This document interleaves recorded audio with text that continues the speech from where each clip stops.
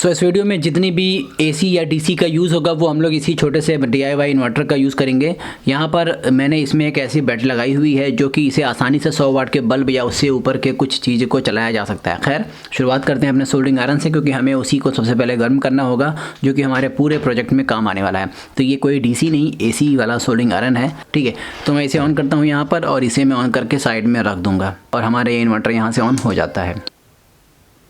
तो यहाँ पर सबसे पहले मैं एक 100 ओम का रजिस्टर कनेक्ट करने वाला हूँ, वो भी पॉजिटिव टर्मिनल पर। तो इसे मैं यहाँ पर जस्ट कनेक्ट कर लेता हूँ। इसमें से एक सिरे पर हम लोग कनेक्ट करने वाले हैं अपनी एक LED बल्ब को, जिसका पॉजिटिव लेग यहाँ पर कनेक्ट हो जाएगा। इसके बाद एक 5 वोल्ट टू 12 वोल्ट का एक बज़र ले लेंगे, इसे हम लोग यहाँ पर कनेक्ट कर लेते हैं। इसका पॉजिटिव लेग आपको यहाँ पर दिख रहा होगा, जस्ट यहाँ पर दिया गया है। तो इसे हम लोग कनेक्ट कर लेंगे इस रजिस्टर की बची हुई लेग पर। इस LED का नेगेटिव और एक इस बज़र का नेगेटिव, तो इन दोनों को ही हम लोग आपस में शॉर्ट कर लेंगे। अब इसके बाद आपको 2 लीड्स कनेक्ट करने पड़ेंगी, जो कि आपको मल्टीमीटर से मिल जाया करता है जब ख़राब हो जाता है। तो इसे भी हम लोग यहाँ पर कनेक्ट करेंगे। रेड वाला कनेक्ट करेंगे हम लोग ऊपर पॉजिटिव पर, और ब्लैक वाला यहाँ माइनस पर। तो पॉजिटिव वाली लीड जो है वो कनेक्ट होगी हमारा इस वाले पॉइंट पर, और नेगेटिव हमारा लीड यहाँ पर कनेक्ट हो जाएगा, जिसमें मैंने ब्लू कलर का वायर कनेक्ट किया हुआ था। तो अब आपका जो ये टेस्टिंग डिवाइस है वो कंप्लीट है, और अब आप इससे कोई भी चीज़ टेस्ट कर सकते हो। यहाँ पर आप रेड कलर का LED बल्ब भी लगा सकते थे। तो अब अगर मैं इसमें टच करता हूँ तो अब आप इससे कोई भी चीज़ टेस्ट कर सकते हैं कि यहाँ पर जितना भी काम हुआ है वो अभी भी इसी इन्वर्टर के थ्रू हुआ है। और अब मैं इसे ऑफ़ करने जा रहा हूँ। सपोज़ करते हैं कि अगर मुझे इस आर्मेचर की किसी भी बाइंडिंग को चेक करना हो कि वो सही से काम कर रही है कि नहीं, तो वो हम लोग इसी से कर लेंगे। और इसके लिए हमें बार बार जो है अपने किसी मल्टीमीटर का यूज़ नहीं करना पड़ेगा।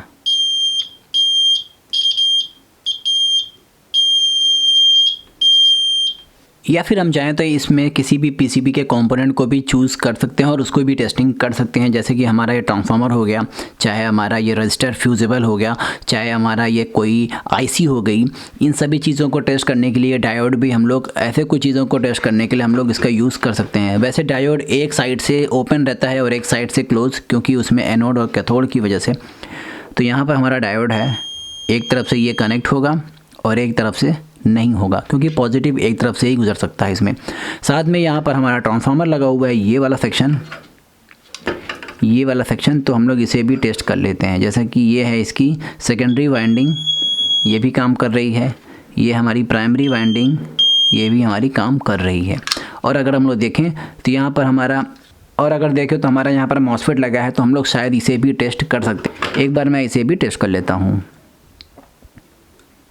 देखिए, एक साइड से ओपन रहता है, एक साइड से पॉजिटिव नेगेटिव को ले सकता है। तो ये हो गया हमारा तरीका। फ्यूजिबल रजिस्टर को भी चेक कर लेते हैं कि क्या ये कनेक्ट होता है। तो ये देख लीजिए। तो ऐसे आप इन सभी कंपोनेंट को भी यूज़ कर सकते हो, उसका चूज़, और उन्हें टेस्ट कर सकते हो। बार बार हमें मल्टीमीटर की ज़रूरत नहीं पड़ेगी, क्योंकि आपको पता है कि मल्टीमीटर थोड़े महंगे आते हैं और ये आपका 15-20 रुपये में बन जाता है। अगर आपके पास कोई पुरानी बैटरी हो या कोई भी बैटरी हो जो कि 3 वोल्ट, 4 वोल्ट, 2 वोल्ट भी निकाल रहा हो, तो आप इसका यूज़ कर सकते हो, बना सकते हो। सो आज की इस वीडियो में बस इतना ही। मिलते हैं नेक्स्ट वीडियो में।